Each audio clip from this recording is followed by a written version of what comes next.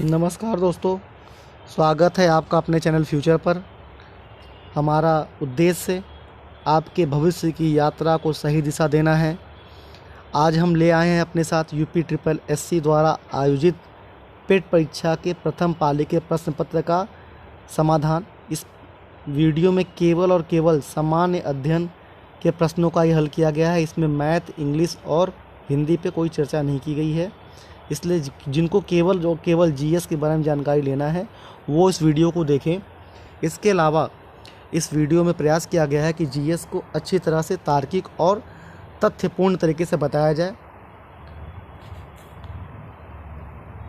निम्नलिखित तो शुरुआत करते हैं प्रथम प्रश्न पत्र से।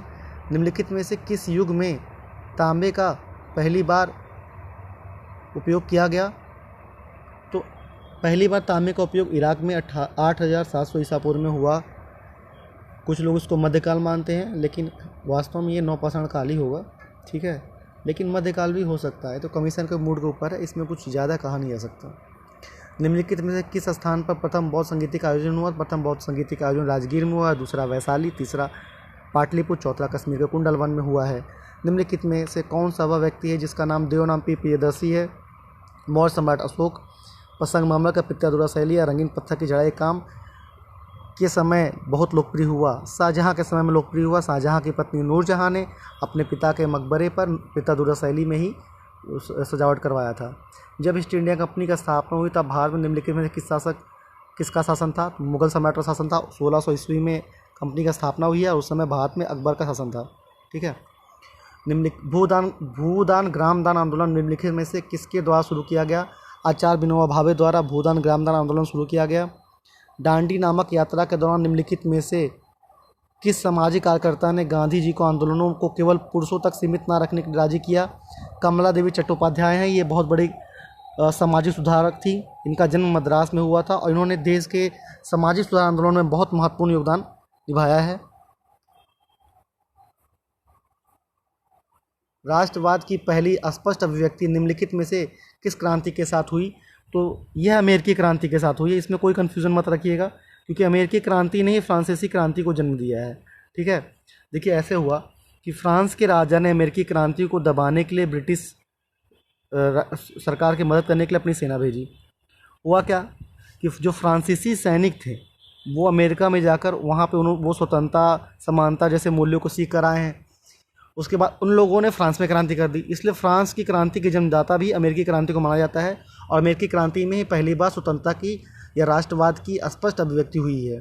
सरकार के निम्नलिखित में से किस नियम के कारण बंगाल से सिंध प्रांत का निर्माण हुआ? भारत सरकार नियम 1935 के द्वारा।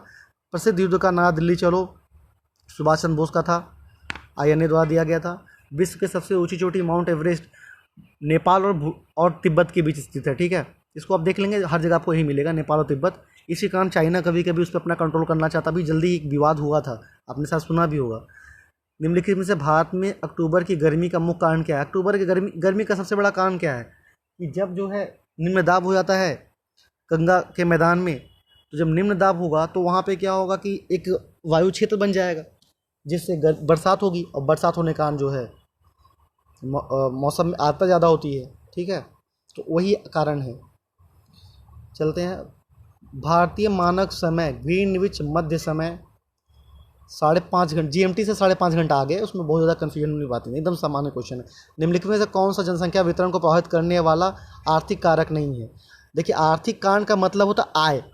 अब ये देखिए इन तीनों में क्या क्या आय है भाई। देखिए, आय प्राप्त करने ज़्यादातर लोग शहर जाते हैं, उद्योग के आसपास लोग स्थापित होते हैं और खनिज भी आय का एक साधन है। पानी की उपलब्धता जनसंख्या के वितरण में बहुत ज़्यादा रोल नहीं निभाता है, लेकिन वो रोल नहीं है, वो आर्थिक कारण में नहीं आ गया, भौगोलिक कारण में आ सकता है। इसलिए जनसंख्या वितरण के आर्थिक कारण में खनिज, औद्योगिकरण और शहरीकरण, ये तीनों है। तो इसका उत्तर डी होगा, पानी की उपलब्धता। निम्नलिखित में से किस नदी को बिहार का सोका है? तो कोसी है, इसमें कोई कन्फ्यूजन की बात ही नहीं है। पंचवर्षीय योजनाओं को अंतिम स्वीकृति राष्ट्रीय विकास परिषद द्वारा दिया जाता है, राष्ट्रीय विकास परिषद इसका उत्तर होगा। किसी भी विकासशील अर्थव्यवस्था के प्रारंभिक चरणों में अधिकांश गतिविधियाँ, देखिए, प्राथमिक क्षेत्र ही होगा। प्राथमिक क्षेत्र माने कृषि करना, मछली पालना, पशुपालन, ये सब प्राथमिक क्षेत्र में आता है। द्वितीय क्षेत्र में होता है कि और उद्योग, तो भाई जब प्राइमरी लेवल पे आपकी अर्थव्यवस्था हो तो वहाँ उद्योग कहाँ होगा? थर्ड लेवल पे होगा सेवा करना, ठीक है, सेवा देने से मतलब बीमा है, ये सब दुनिया में सारी चीज़ें आ जाएंगी आपका थर्ड में, बहुत सारी चीज़ जो भी सर्विस सेक्टर है पूरा का पूरा थर्ड में आता है, और कुछ लोग उसको फोर्थ फिफ्थ सब कहते हैं, लेकिन तीन ही सेक्टर मेन होता है, ठीक है। बाकी चीज़ें हम आगे डिटेल में हम लोग चर्चा करेंगे। निम्नलिखित में से कौन सा हरित क्रांति की रणनीति का हिस्सा है? देखिए, हरित क्रांति का उद्देश्य क्या था? कृषि के उत्पादन में वृद्धि करना। तो कृषि के उत्पादन में वृद्धि करने के कई सारी चीज़ें थी। बीज, उच्च उत्पादन वाले बीज थे, पीड़कनाशक और रासायनिक उर्वरक है, और सिंचाई, यानी ये सभी थे, ठीक है। हरित क्रांति का सीधा उद्देश्य था कि कृषकों को ज़्यादा से ज़्यादा उत्पादन देना, ठीक है। इसमें और अब जो अभी जो कृषि का नया कॉन्सेप्ट है उसमें जो है पीड़कनाशी और उर्वरकों को उपयोग कम किया गया और सिंचाई को भी नियंत्रित करने की कोशिश की गई है। अब देसी फसलों को भी बढ़ावा दिया जा रहा है नई कृषि नीति के तहत। निम्नलिखित में से कौन सा वाणिज्यिक बैंक नहीं? तो SBI, HDFC और ICICI ये तीनों वाणिज्यिक बैंक है। सिडबी जो वाणिज्यिक बैंक नहीं है, सिडबी जो है एक small industry development bank of India है, जिसका उद्देश्य छोटे या लघु उद्योगों के विकास में सहायता देना है। ये कॉमर्शियल बैंक के थ्रू छोटे उद्योगों को लोन उपलब्ध कराती है या ब्याज या ऋण उपलब्ध कराती है। निम्नलिखित में से कौन सा सार्वजनिक क्षेत्र का उपक्रम संसद के तहत एक विशेष कानून पारित करके स्थापित किया गया? विभागीय उपक्रम। भारत की संघ कार्यकारिणी में निम्नलिखित में से कौन शामिल नहीं है? राज्यों के मुख्यमंत्री। भाई संघ कार्यकारिणी में भाई राष्ट्रपति है, उपराष्ट्रपति और प्रधानमंत्री, यही लोग होंगे। संघ का राष्ट्र के मुख्यमंत्री से कोई लेना देना नहीं है।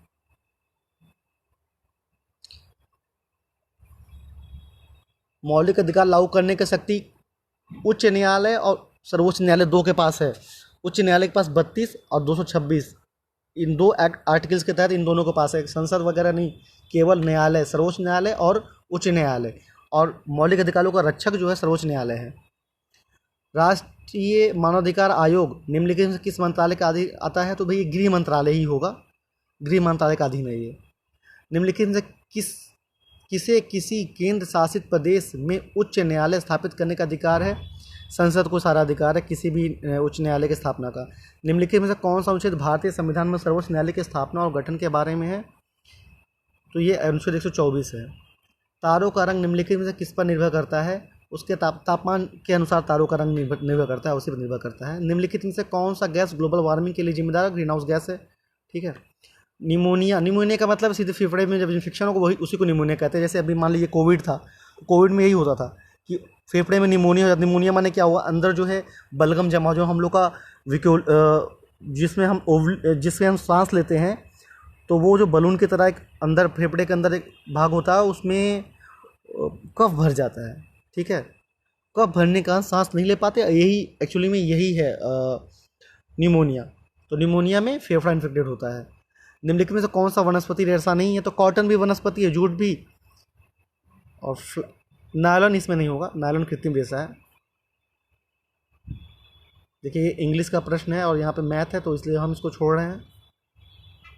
हाँ, पादप कोशिका भित्ति निम्नलिखित में किससे बनी? सेलुलोज से बनी होती है।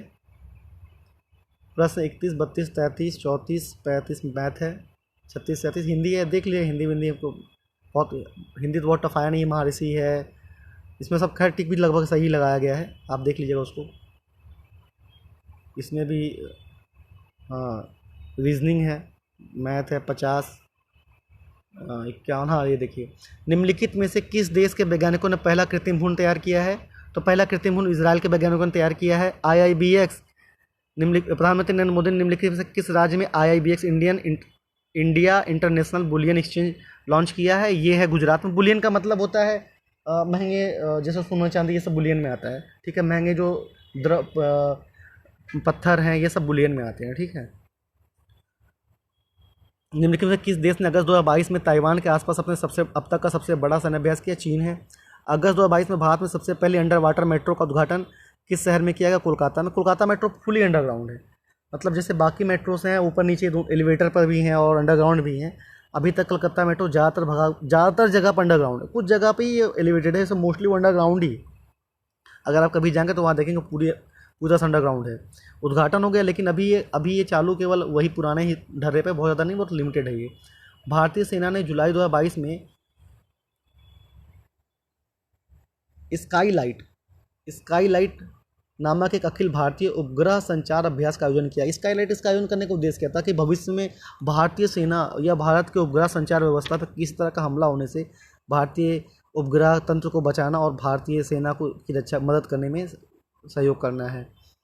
भारत के किन दो शहरों के बीच आकाशा एयर की पहली उड़ान का उद्घाटन किया गया? तो मुंबई और अहमदाबाद के बीच में है। आज़ादी का अमृत महोत्सव के तहत बढ़े चलो अभियान निम्नलिखित में किस मंत्रालय द्वारा शुरू किया गया है? संस्कृत मंत्रालय द्वारा।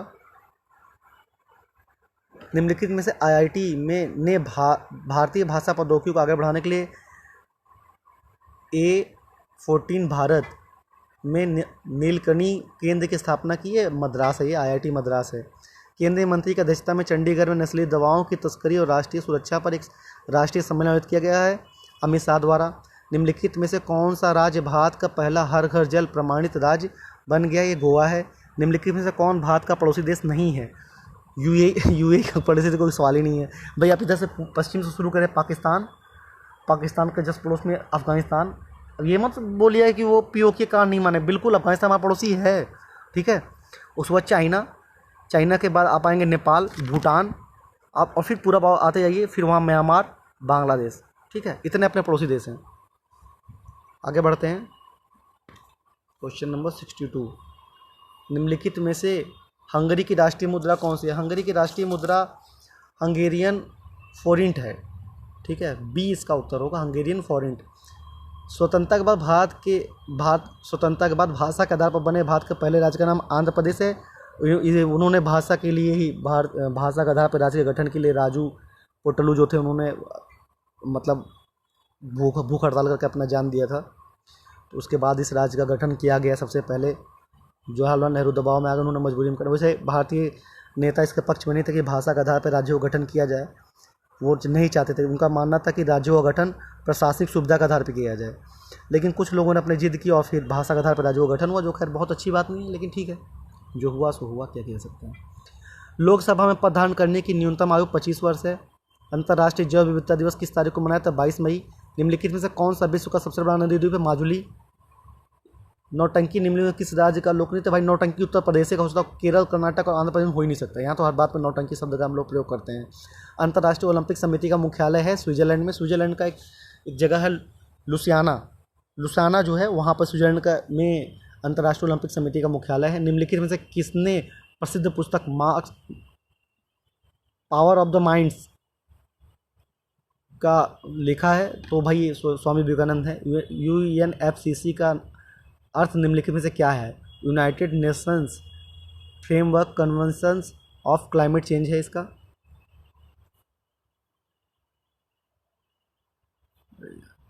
सत्तर